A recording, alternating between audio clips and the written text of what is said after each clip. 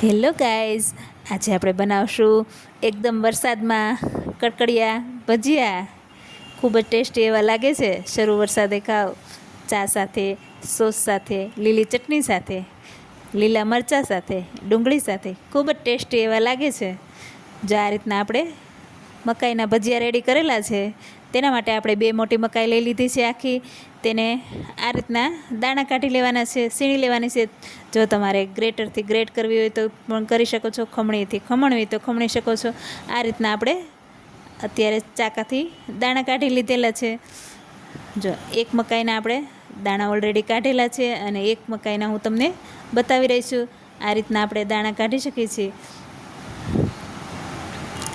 જે આ રીતના દાણા કાઢીને આપણે મિક્સર જારમાં નાખીને એડ કરીશું. એક મકાઈના દાણા મિક્સર જારમાં ક્રશ કરવાના છે. તે માટે આપણે મિક્સર જાર લઈ લીધું છે. તેમાં એક મકાઈના દાણા આપણે એડ કરી દેવાના છે. અડધા દાણા આખા ભાંગા રાખવાના છે અને અડધા દાણાની પેસ્ટ કરવાની છે. તમે બધી પેસ્ટ કરીને પણ બનાવી શકો છો. તે થોડા સોફ્ટ થઈ જાય છે. મારે ક્રન્ચી બનાવવા છે એટલે મેં અડધી ક્રશ કરી છે અને અડધા આખા દાણા રાખેલા છે. જો આ રીતના આપણે અધકચરી પેસ્ટ બનાવી લીધી છે, તે આપણે દાણામાં ઉમેરી દીધી છે. ત્યાર પછી આપણે 4થી 5 તીખા લીલા મરચાં લીધેલા છે અને 1 ઇંચ જેટલો આદુનો ટુકડો એડ કરેલો છે. તેને સારી રીતે આપણે ખાંડી લઈશું. તમે ઝીણા કટકા કરીને પણ નાખી શકો છો. આપણે અત્યારે ખાંડેલી પેસ્ટ નાખવાની છે. જ્યારે ખાંડી લીધું છે તે આપણે મકાઈમાં ઉમેરી દઈશું.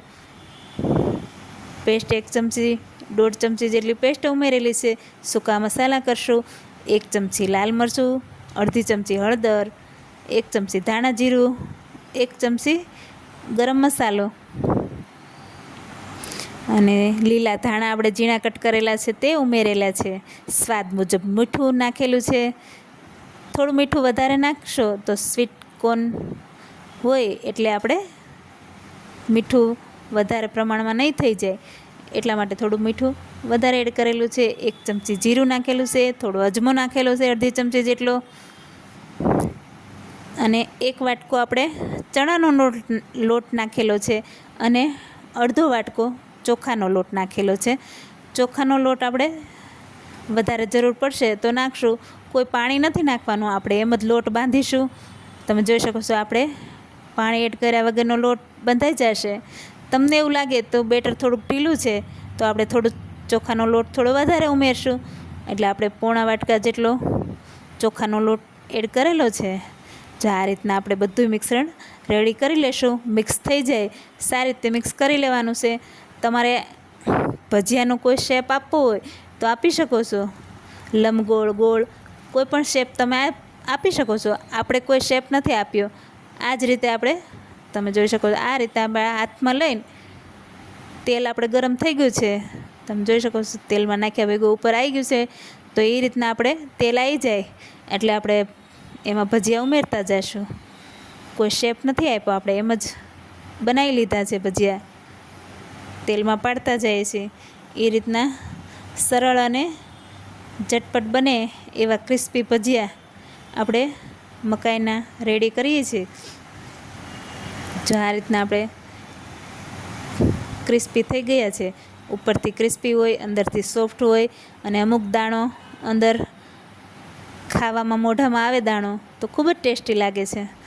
જો એ રીતના આપણે ભજીયા બધાય તેલ નિતારીને કાઢી લીધા છે. એક પ્લેટમાં આપણે થોડા વધારે બનાવી લઈશું અને તેના સાથે મરચાં ખાવા માટે આપણે 2 મરચાં પણ એડ કરેલા છે.